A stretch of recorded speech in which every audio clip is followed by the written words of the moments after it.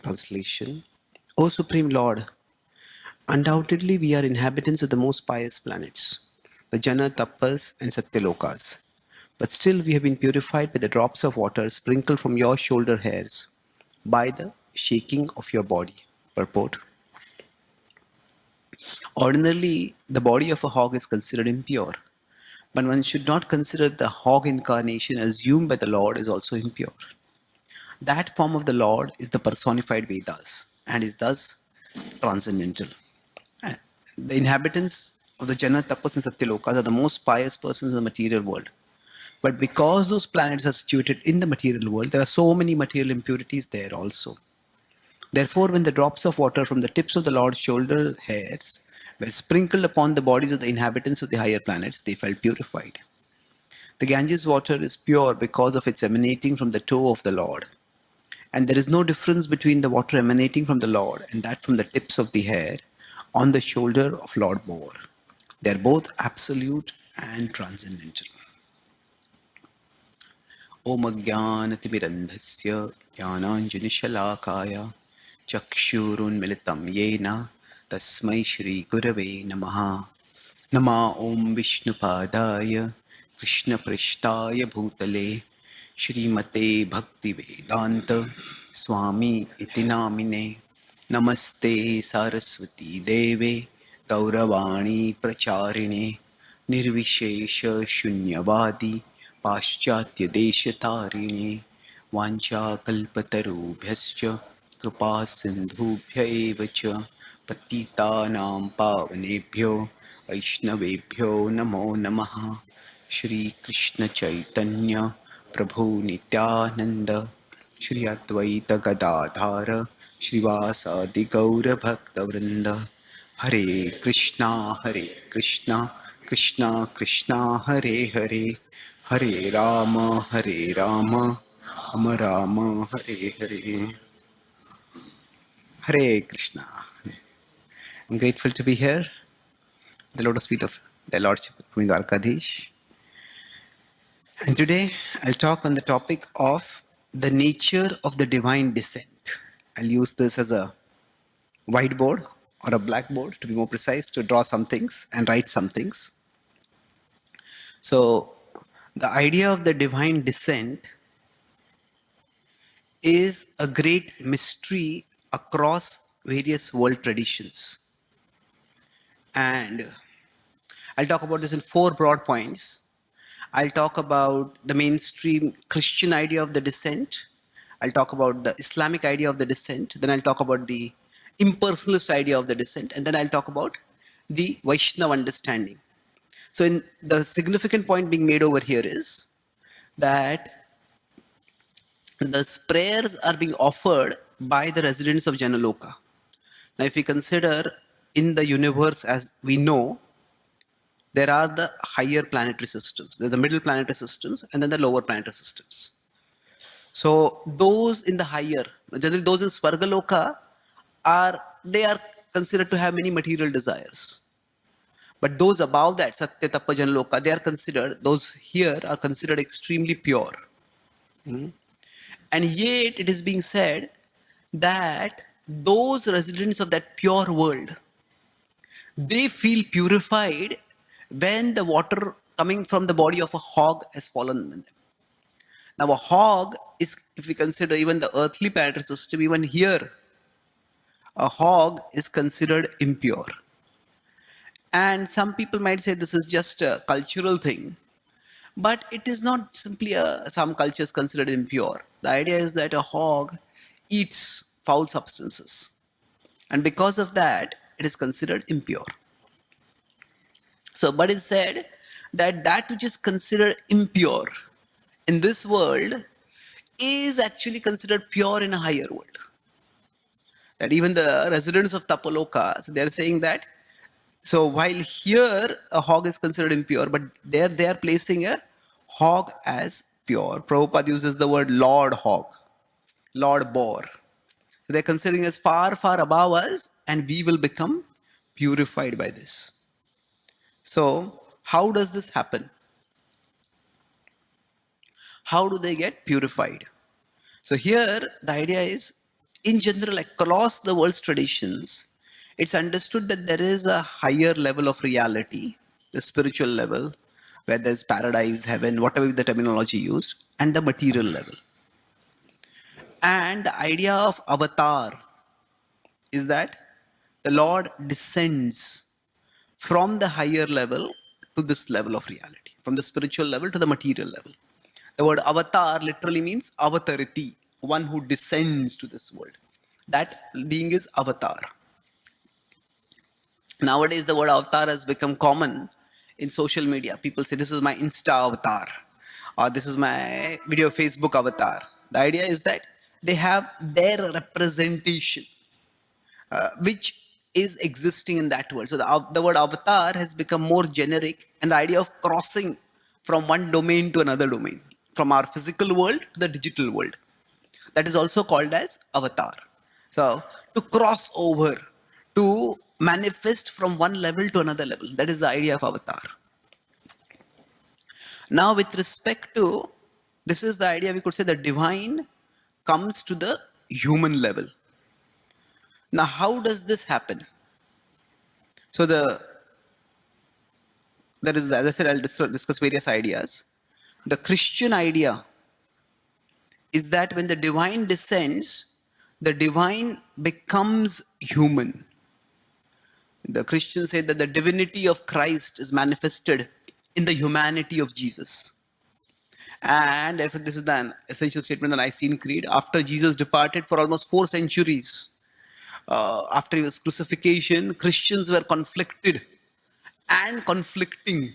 They were internally conflicted and they were fighting with each other about who exactly was Jesus. And then finally, was he God? Was he Son of God? So they have their own version of something like Achintya Bheda Bhed. And they say that Jesus was fully human and the divinity of Christ, who is fully divine, was manifested in Jesus. So they say that Jesus experienced the pains that we experienced. He went through life as we lived it. When he was crucified, blood came from his body and he felt the pain. So their idea is God becomes human. God becomes human. And that is why in their tradition, the word incarnation came for the first time.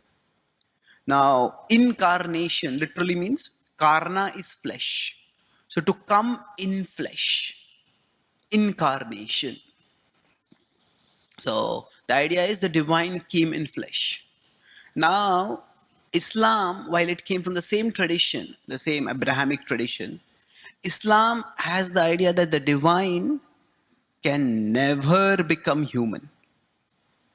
The descent of the divine to the human, that is never possible. It's something which the world is so profane that the divine can never descend to this world. And that's why they have the idea that never descend to this world. Because the world is so profane, the world is so impure, so sinful, that the divine can never descend to this world. Now, when I'm talking about Christianity and Islam, each of these have many different variations, and sometimes their beliefs vary. But I'm talking about the mainstream ideas that the divine never descends to this world.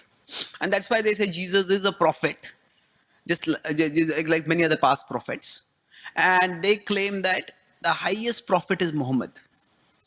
And that because they consider Muhammad to be the highest, they very strongly oppose the depiction of Muhammad.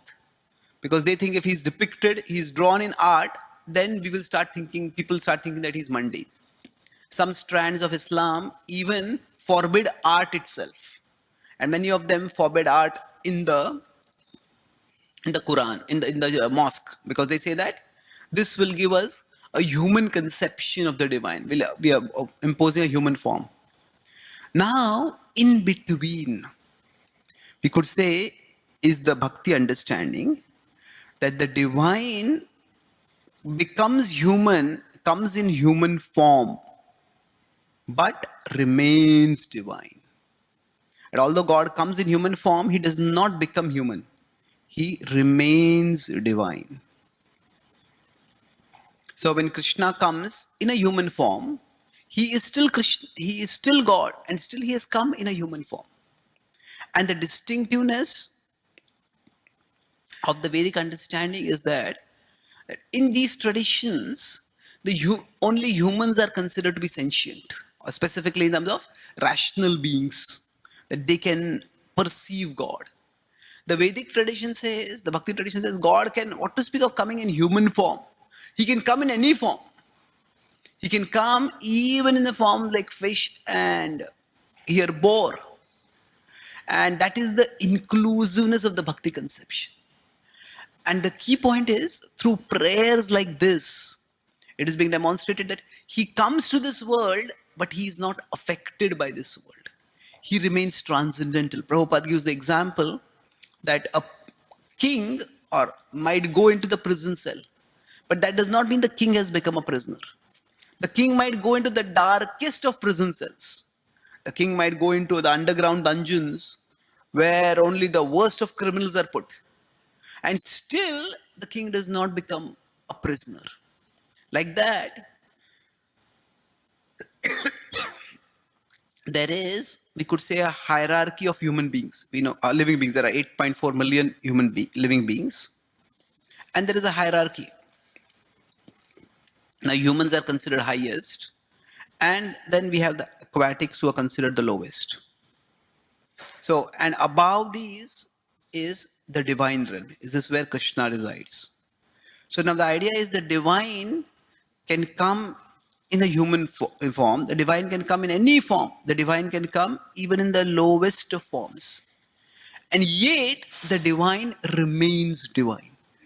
He's not affected. And that's why these great sages in Satyaloka, Janloka, Tapaloka, they are saying that we are purified by the touch of the water coming from you. So why is it so significant to understand the purity of the Lord? That so within now the problem with these two ideas that the divine becomes fully human. They say that this breeds empathy, that God has experienced all the pains we have experienced, and thus God knows our suffering. Well, God doesn't have to go through the pains we are experiencing to know the pains we are experiencing. When Prabhupada was asked this question that Swami Prabhupada spoke strongly against drugs, and one person asked Prabhupada that, Swamiji, have you taken drugs? And Prabhupada says, I don't have to take drugs. I haven't, but my students have taken drugs, and they know their experiences. So it is not that to know what somebody is experiencing, we have to actually experience that.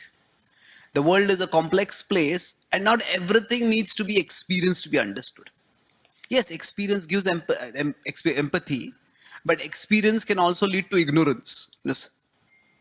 The experience can give empathy. When I understand somebody has gone through something, I can become more empathic. But experience can also perpetuate ignorance. Sometimes when we experience something, we get so caught in that experience. Like somebody says, I'll drink alcohol just to experience it. I'll take drugs to experience it. And sometimes that experience can broaden our vision. Sometimes experience can narrow our vision also. How can experience narrow our vision? If we get too caught in that experience, and then we can't come out of it. So the Lord becomes human, but he does not descend to the human domain. Lord descends to the human domain, but he does not become human. And to say that the world is so profane that the divine can never descend, that raises the question, where exactly did the world come from? If the world is so sinful that God can't even touch it. Are we actually are we actually emphasizing God's omniscience? Or are we saying that the world's contaminating potency is stronger than God's purifying potency? That if God comes to this world, he will become contaminated. So what happens is this idea, it actually minimizes the power of God. The idea that God can never come as the world in the world, it minimizes God's power. So these are the problems with the Christian and the Islamic conceptions of descent. Now I'll talk about the Advaitic conception, the impersonalist conception. Now, often the impersonal idea, it is of impersonalism is often presented as that I am God, you are God. I saw a T-shirt which one student was wearing in one university where I had gone. It says, I was an atheist till I discovered that I was God. Now, when in India, I was born and brought up in India. When I started exploring spirituality, so the common widespread conception is that we are God. So when I first read that, my first thought was, if I am God, then the world is in big trouble.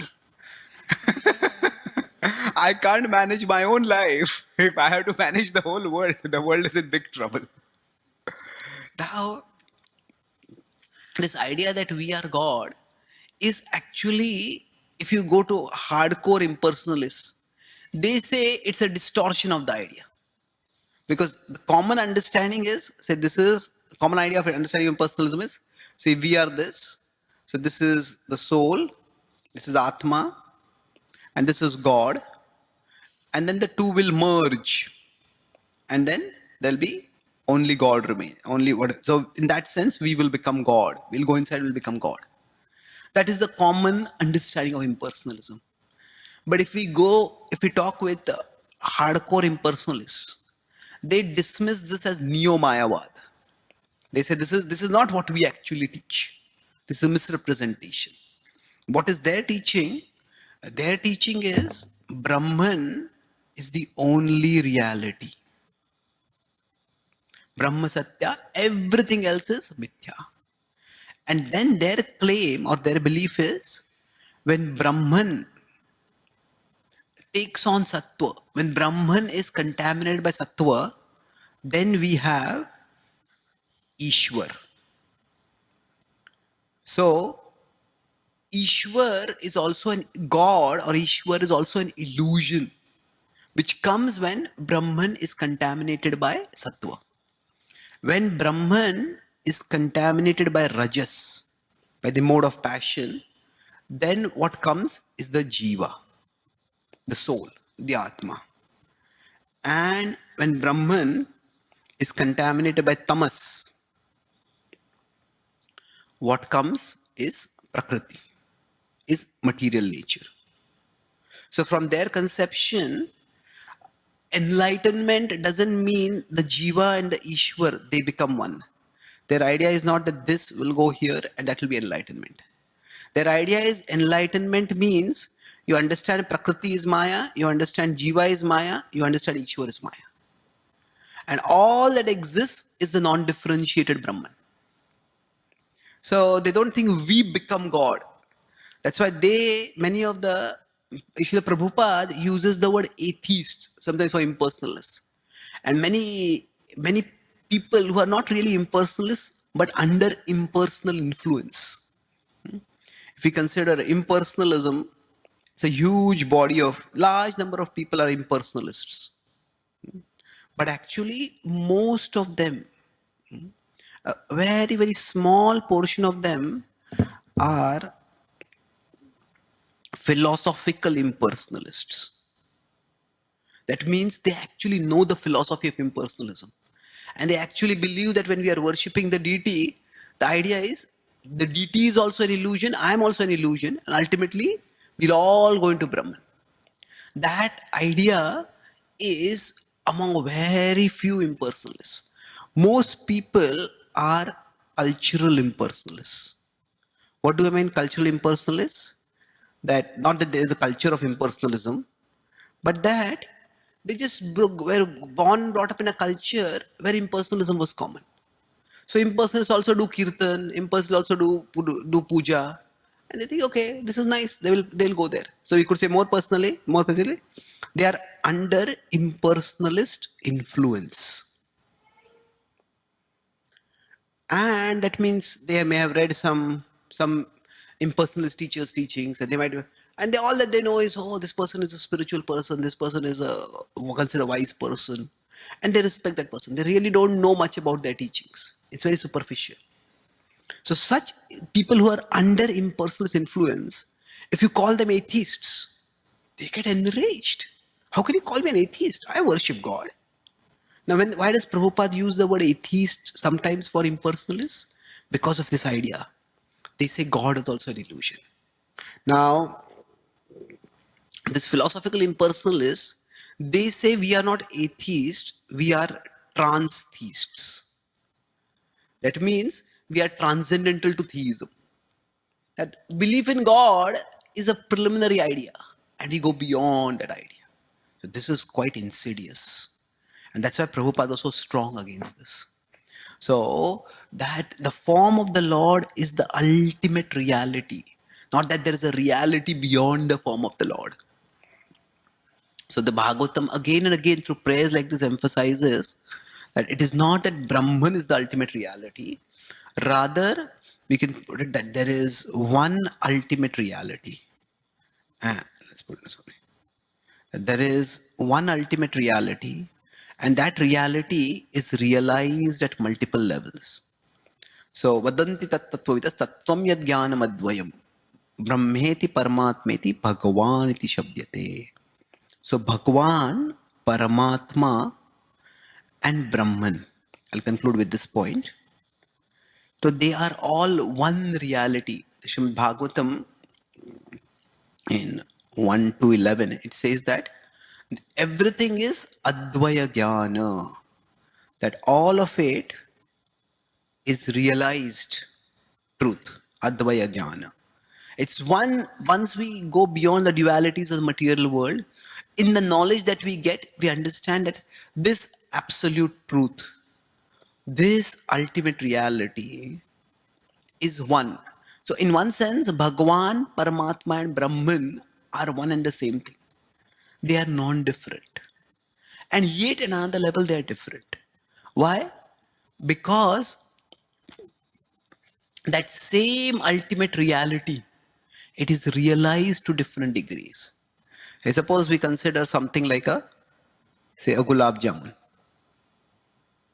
Now, a gulab jamun, suppose we experience its fragrance.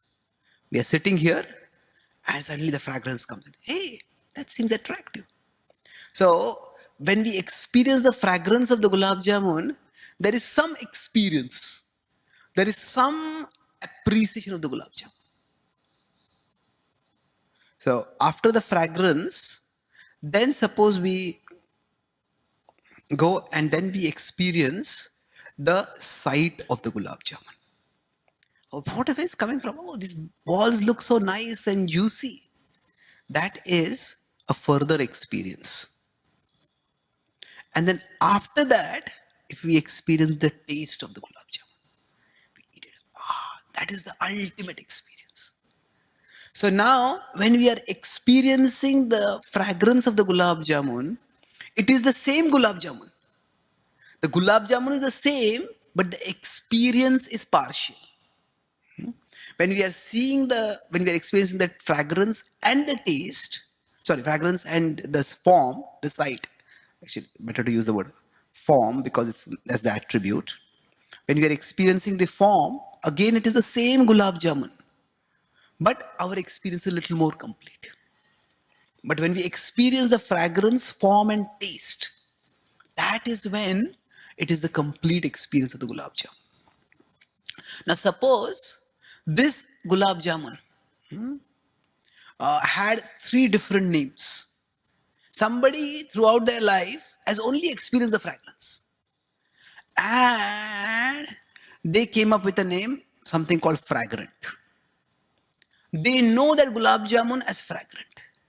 Then somebody who has experienced the form, they come up with a name for it, beautiful. And then somebody who has experienced the taste, they come up with the name delicious. So now three people may be calling the gulab jamun by different names. Fragrant, beautiful, delicious. But all three are experiencing the same thing. Similarly, the absolute truth,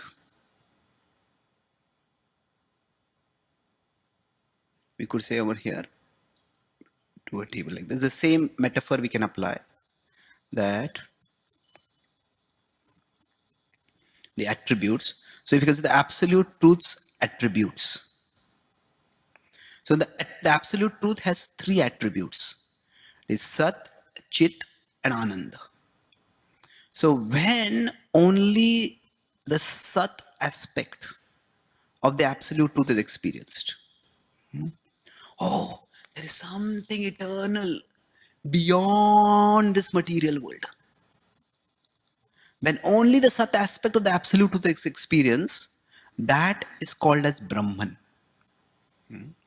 That means, Jiva Goswami in his Sandarbhas explains this point, that when we understand that this whole world is changing, fleeting, but there is something enduring beyond it, that is when we realize the Brahman aspect. But when along with the Sat, we also experience the Chit. That means we understand that that is not just an eternal existence. There's an eternal existence which is conscious. That divine oversees the world. And that overseeing aspect of the divine is also eternal.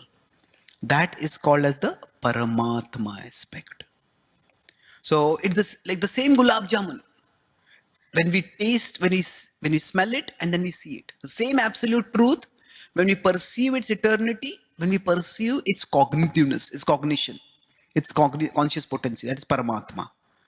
And when there is Sat, Chit, and Ananda, that means this is not just like a judge who is witnessing the world and who is observing the world, evaluating. It's a living, loving person who experiences joy, who looks joy for joy, who reciprocates love and experiences joy therein. Then that is the realization of the Bhagavan aspect. So at one level, Brahman, Paramatma and Bhagavan are the same, just as the three experiences of the Gulab Jamun are experience of the same object. But another level, Bhagavan is the most complete experience. Bhagavan is the highest reality. And it is that reality that the Bhagavatam consistently demonstrates. It is that reality which is manifested as the deity. It is that reality which Prabhupada shared all over the world. And that reality of Bhagavan is so attractive. If Bhagavan is presented in fullness, Prabhupada was asked, how did you attract so many people all over the world? And Prabhupada said, Krishna is all attractive. I just presented him as it is. And he attracted everyone. So this is what our heart aspires for. And by this radical example of the divine being in a form that is considered impure and still purifying even the pure, that highest nature of the divine descent, the highest nature of the form of the Lord is being emphasized in this prayer. So I'll summarize. I discussed three main points.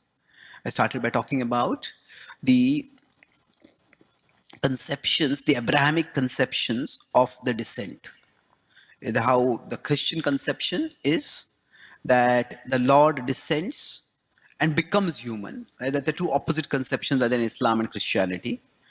Now the problem with God doesn't need to experience this world to know what is going on in this world. And to say that God can never descend to this world, that is also to say that where does such an impure world come from, and how can the world's contaminating potency be greater than God's contaminating potency, God's purifying potency. Then we discuss the impersonalist idea. They say that when the Lord descends, he is actually in Maya. He is the Brahman taking on the mode of Sattva. And their idea is that it is not that we worship God and we become one with God. It is rather when we worship God, we realize both we and God are illusion. And that's why they call themselves trans-theists. And Prabhupada appropriately refers to them as theists because they claim that God is an illusion. So I discussed the impersonal conception. And then we discussed the Bhakti conception, that is, of descent, that it is God in his fullness descends to this world. So I give the example of the Gulab Jamun to illustrate how the personal divinity is the fullest realization of the divine. Just like experiencing the fragrance, sight, and taste of the Gulab Jamun is the fullest experience. Similarly, experiencing the divine as Sat Chit Ananda, as an eternal, cognizant, and pleasurable person, is the fullest experience of the divine. And that is what Srila Prabhupada offers us through his Krishna consciousness movement. Thank you very much. Hare Krishna. Thank you very much. Shall we stop? We have some time for questions. Okay, sure. Well, I'd just like to start off by saying that that was amazing. I mean, I thank you so much for that class. I don't have the words to describe how good I thought it was. It's really incredible. They have an expression, they say you learn something new every day. Well, I think I learned something new today. I really didn't understand the impersonalist conception properly. I was for last 50 years thinking that, it's you merge with God, and that was the Yeah, that is impersonalist what understanding. some are impersonalists in the modern day impersonalists say, but that is not Shankara's teaching. That is not the traditional impersonalist teaching. Right. Well, I didn't understand that. Certainly didn't understand it clearly. I don't think I understood it at all. And so you just so nicely explained it. So my question is this. I have a question. It's related, and I was just reading the Bhagavad Gita this morning, chapter 9, text 3, and I came across this sentence. Prabhupada says, "Unfortunate people, even after hearing about the evidence, even after hearing all the evidence of the Vedic literature from great personalities, still have no faith in God." Okay? So here's my question. You're familiar with the man, Stephen Myers of Discovery Institute? He wrote that book, Return of the God. Okay, so he's an educated man, and he's, scientific background like yourself, okay? Now, if he read a statement like that, and say in a nice way, not an obnoxious way, he came and said, I kind of feel it's a little bit unfair what you're saying. I mean, I believe in God. I consider myself somebody who believes in God. Why is it that just because I don't believe in your version that you're saying that I don't believe in God? I mean, you're saying that there's, all the unfortunate people after hearing all the evidence of the Vedic literature. Well, it seems like to me that what you're saying, what you're referring to as evidence is just statements. How are statements from the Vedic literature to be considered evidence? How do they furnish proof of the things that they're attesting to? How would you respond to him? Okay.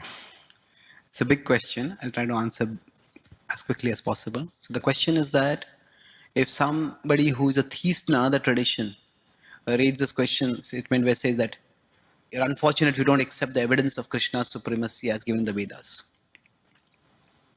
Well, how would they process that? Well, Srila Prabhupada was quite clear about who he was writing his books for. If you see Prabhupada's broad attitude, I had done a bit of a study of Srila Prabhupada's attitude towards Christians. If they were nominal Christians, and just born in a Christian family, then he would encourage them to just take up Krishna Bhakti. That this is the Krishna Bhakti, we have the mercy of Mahaprabhu, Krishna is the highest revelation of the divine, take up Krishna Bhakti.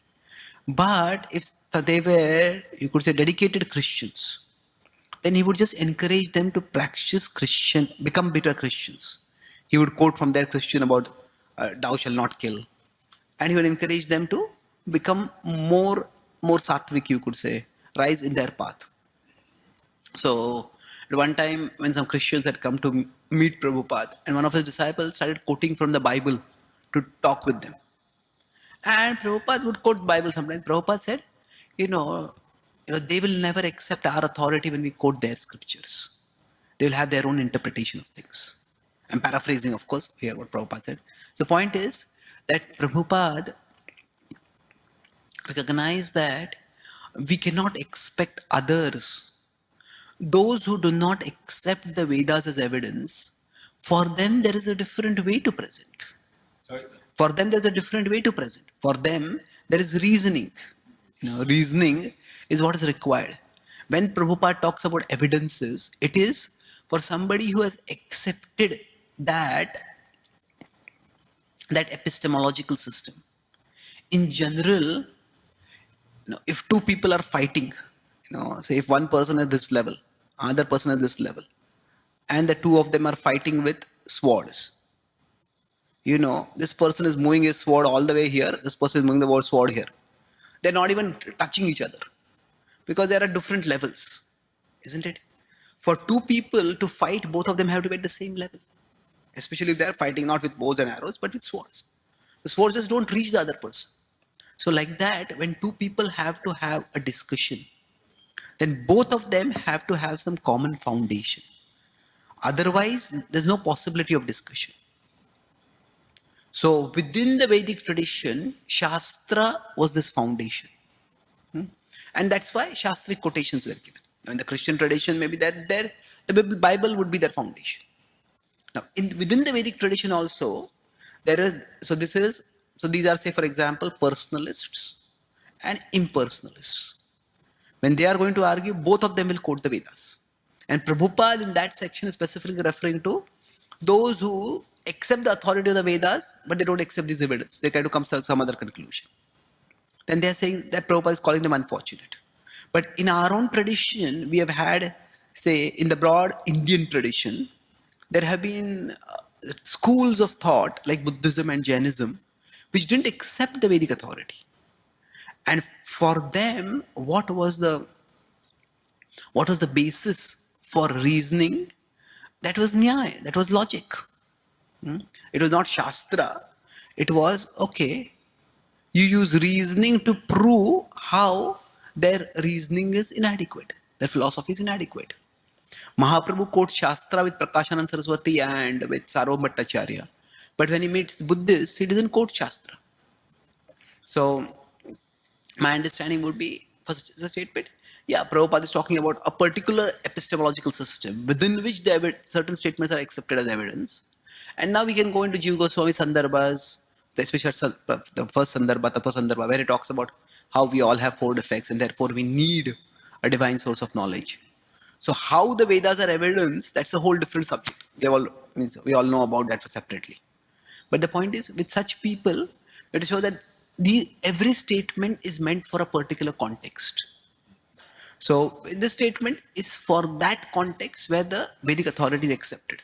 Can I see if I've understood what you said? So the Prabhupada's target audience for that statement is not the whole world. He's speaking to people who've accepted the authority of the Vedas, Yes. Vedic Shastras, but who unfortunately are not able to accept the evidence of Krishna, Correct, the yes. Supreme Personality of Godhead.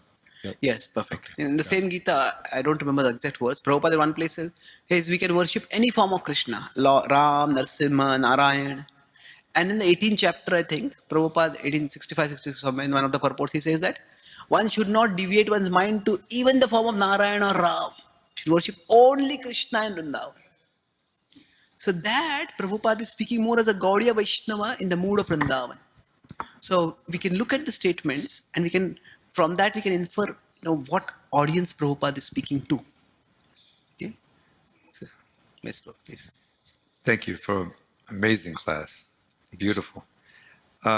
Just on this thread, sometimes we can be accused of being narrow-minded. So how do you deal with this issue of being that accusation against our philosophy and what we teach, that we're narrow-minded? Although I don't think we are narrow-minded, but this comes up. Can you give an example of what point makes us, because narrow-minded is a very broad term, which points? That we won't allow any kind of other understanding to come and anything is a conflict with us. It's conflicting. So how do you preach to those individuals that have this kind of mentality? Yeah. So now, thank you, bro. So we say that some people accuse us of being narrow-minded because we don't agree with anything that disagrees with us, something like that. Well, there is that saying that we need to be open-minded but not empty-minded. That means that we can be open-minded but not so open-minded that our brains fall out. So ultimately the mind is like the mouth. The mouth has to be open to take food in. But for the food to benefit, the mouth also has to close. So similarly, the mind has to be open to ideas. But the mind has to close around some ideas to grasp those ideas. So that's why if somebody is only open-minded, then basically they cannot have any convictions at all. If they're only open-minded. They cannot have any convictions at all because they're not holding on to anything. So our understanding is that, see, there is with respect to religious systems, there are three approaches. There is exclusivism, which is what the Abrahamic religions often are. That we have ours is the only way to God. It's almost like we have exclusive rights to God, and that comes off as very narrow-minded. Now the opposite. So this is the often it is thought of this as the Abrahamic religions, and then the opposite of it is pluralism. Oh, there are many ways to God. And extreme of this comes within some forms of Hinduism, which say there are as many ways to God as there are human beings. And they say all paths lead to the same goal. All paths lead to God. When Prabhupada was asked this question that if all paths lead, what Prabhupada, Krishna says in the Gita that whatever you do, you will come to me. Prabhupada said, if that was the reality, then why does Krishna have to even speak the Gita? Isn't it? Whatever Arjuna does, that will be fine. It's not that simple. So our understanding is more of what can be called as inclusivism. Inclusivism means that we understand that there is a hierarchy, there are multiple levels of reality. And within the broad Vedic conception, various levels of various ideas of the divine, various conceptions of the ultimate reality, they are included. So, for example, we say Krishna is God. But our understanding of divinity is very inclusive in the sense that if somebody worships nature, we have something analogous as a universal form. If somebody considers the ultimate truth to be all pervading impersonal, we have the Brahman conception. And we don't reject the Brahman conception. So we have the universal form. Somebody worships particular forms in this world. There are the worship of the Devatas. So there are multiple manifestations of the divine that are accepted. And the point is, we do consider Krishna to be the highest. But that does not mean that we reject all other understandings of the divine. That is, in the 17th chapter, Arjuna is asked by Krishna, that Arjuna asks Krishna rather, that if somebody does not have faith in the scriptural understanding, then what is their stature?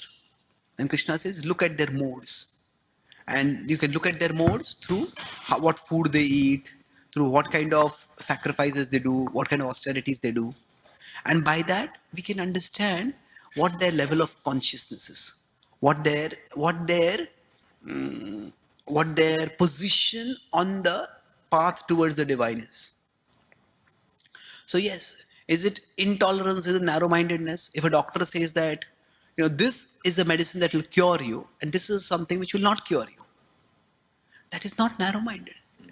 So if somebody says this is the 100th floor and this is the 10th floor, this is the ground floor. Now to say that this is the 100th floor is not narrow-minded. It is if it is actually the 100th floor. So now how we will explain that will vary from person to person. So Krishna says in the Gita that even if somebody is at a lower level, don't disturb their minds, elevate them. Na buddhi bhedam janayad ajnanam karma sangena. So my understanding is not the philosophy itself is narrow-minded. Sometimes the way we present the philosophy is narrow-minded. That means we don't give space for people. Like Prabhupada said that it is better to have one moon than 1,000 stars, which is true. But if we consider Srila Prabhupada went in India to the houses of life members, and life members didn't become devotees, but they contributed. And practically very few life members became devotees, but still Prabhupada encouraged them. So Prabhupada had the one moon, and Prabhupada also accepted the 1,000 stars. If there is to be a choice, Prabhupada said we prefer one moon to 1,000 stars. Now, when he went to just yesterday I had gone to meet Giriraj Maharaj, so we were talking, he said that, it was not that Prabhupada was constantly pushing the life members, chant 16 rounds, come for the morning program. No, they were at their place, and Prabhupada accepted them their place, and he encouraged them to read his books, come to the temple, but he was not pushing them constantly. So they were like 1,000 stars. Prabhupada accepted them also. He gave them a place. So we need to be like that. So unfortunately nowadays, in trying to focus on that one moon, we not only reject the 1,000 stars, we sometimes extinguish the 1,000 stars. We end up, if somebody doesn't accept the highest understanding, we condemn them and reject them so much that they become against our movement. So Prabhupada had that spirit where he could both be, the way I put it is, Prabhupada was conclusive and inclusive. So Prabhupada gave a conclusion, and at the same time, he gave a space for those who were not ready to be at the conclusion. Prabhupada strongly criticized Mayavadis, but at the same time, he said, if you see a Mayavadi sannyasi, respect him. When this from the Yoga Mishra, from the Mishra Yoga Studio in New York, this Dr. Mishra with whom Prabhupada had stayed, he came to meet Prabhupada after many years. Prabhupada had a very cordial talk with him. They took lunch together, and Giriraj Maharaj asked Prabhupada that, Prabhupada, I thought he is a Mayavadi. Prabhupada said, philosophically we argue like anything, but culturally we are friends. So Prabhupada could respect a person for their something which were good in them. So we can be, just because we have to be inclusive does not mean we have to be inconclusive. And just because we are conclusive does not mean we have to be exclusive. So that balance Prabhupada is embodied. And then if we can follow its footsteps, I think we can also do that. Okay. Thank you so much. Hi, well, Prabhu, thank you for a very nice presentation. There's one phrase that you use that can be misunderstood. You said several times that the Absolute can assume any form. But it's not that there are forms existing and then the Absolute decides to assume that form. All forms come from the Absolute. Okay. Aham sarvasya prabhava. So the fish form exists eternally. It's not a form that Krishna assumes it periodically. If you look at Krishna's lotus feet, there's a fish there. So the fish form is eternal. Krishna's lotus feet are eternal. The marks in his feet are eternal. So anything that exists on Krishna's lotus foot is eternal. The ankusha, Okay. the flower, everything that's on Krishna is an eternal form. So the fish form is eternal. The hog form is eternal. These are all eternal forms, not forms that he assumes. Because all forms come out of the Absolute. They exist because they're there in the Absolute. So it's not that Krishna decides one day, let me become a bird tomorrow. The bird form already exists, and all these forms exist because they're there in Krishna. So I just wanted to have you consider that, because some people can misunderstand that. Thank that, you. here's a form, and if Krishna wants, he can assume that form. No, that form exists because it comes from Krishna. Yeah, thank you. I agree. I appreciate that point. It's just that I was talking from the reference point of this material world. See, in the spiritual world itself, there are Advaitam, Achyutam, Anadim, Ananta Rupam.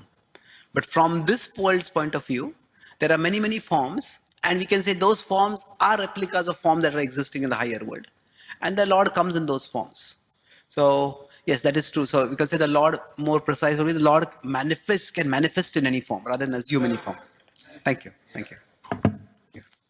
Yes, please. Thank you, Prabhu.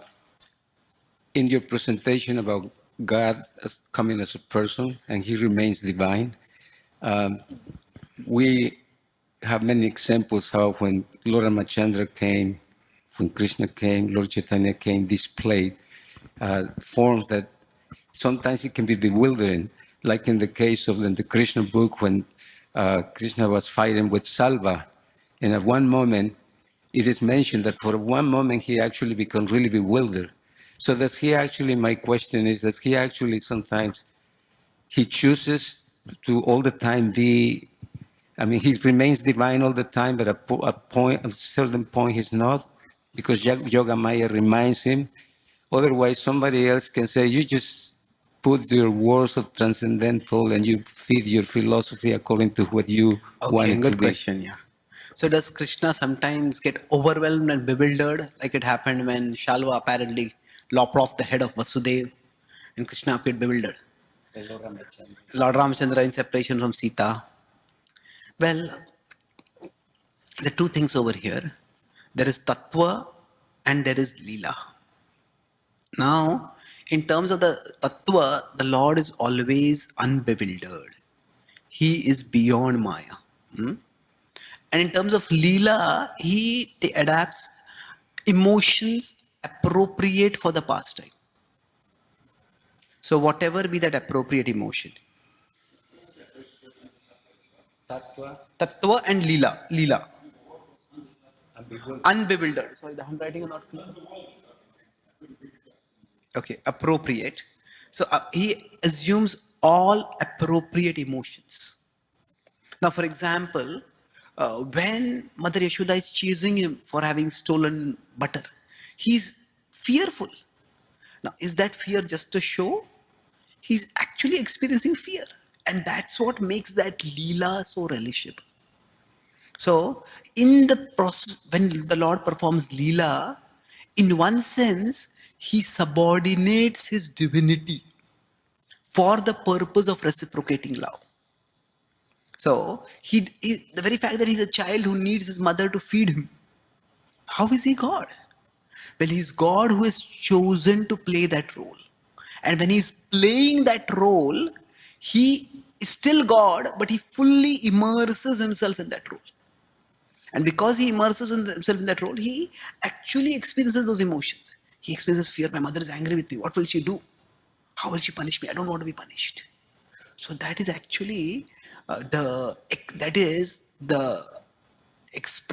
demonstration of how much Krishna wants to reciprocate love with his devotees.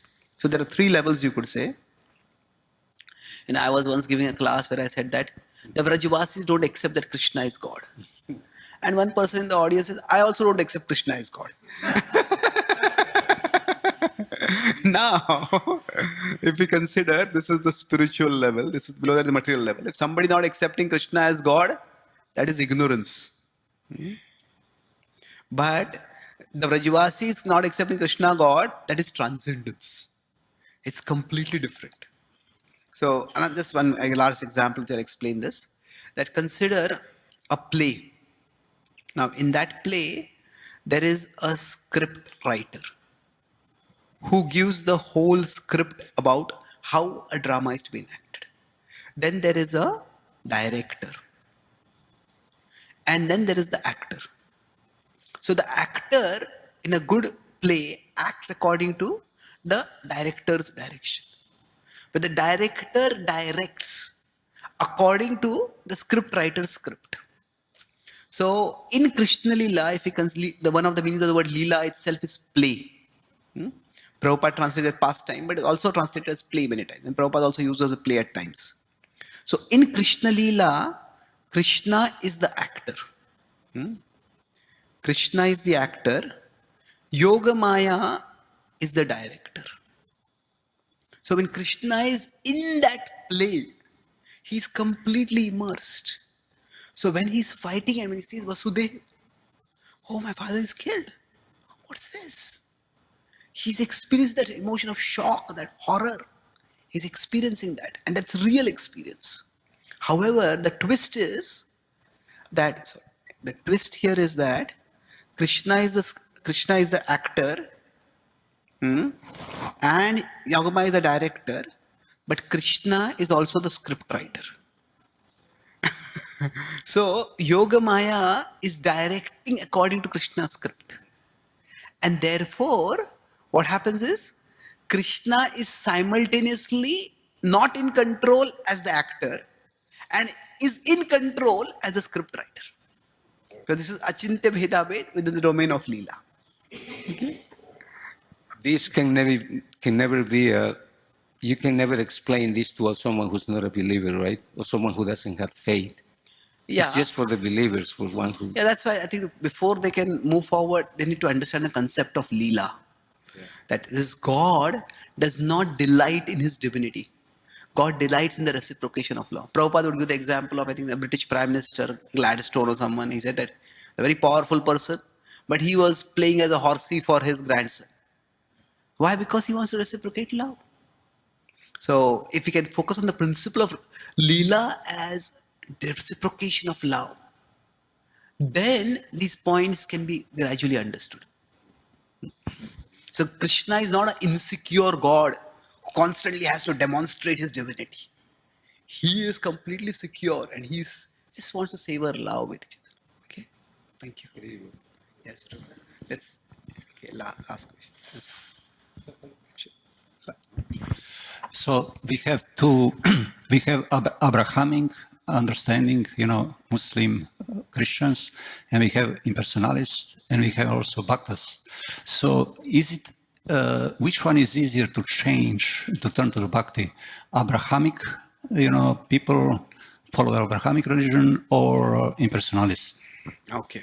Who are easier to change? Well, it depends. See, in general, if you consider this is Krishna, if somebody is coming from the Abrahamic path and somebody is coming from the impersonal past, from the Abrahamic path, they primarily have cultural barriers. That means that in that tradition, worshipping a form is considered anathema. So the idea of worshipping God, which is a very central part of the culture. The idea of loving God is common in the Abrahamic religions. And that is what Srila Prabhupada focused on his teachings. So for them, often the cultural aspects, the idea, because in the Old Testament as well as in the Quran, there are so many instances whenever a king conquers a kingdom, and the first thing he goes and destroys all the idols that are there. Because their idea is that those idols are all false gods. So somebody coming from the Abrahamic faith, for them, it is the cultural barrier that is more. For somebody who is coming from the impersonal path, culturally, they're very similar. They respect the Vedas, they respect cows, they go to temples. For them, it's more of a conceptual barrier. The barrier is that the concept, that we have to merge in God, that we are one with God. No, God is eternally supreme and we are eternally subordinate. And that is actually a state of joy, not a state of bondage or slavery. That conceptual barrier has to be overcome. So it depends. Is one easier? Well, it depends on the individual, it depends on context. I think everybody has their challenges. Srila Prabhupada, during his times, was phenomenally successful in the West in getting people to go beyond the cultural barriers. He presented Krishna Bhakti. Now, in today's world, it seems that in India, where Bhakti is growing Bhakti is growing rapidly. So it seems that in the West, there are obstacles. So I think this goes through time. It changes according to times. So we have to play the card that we have been handed. So we do the best in whatever way we can. So thank you very much. Grantha Srimad Bhagavatam ki jai. Srila Prabhupada ki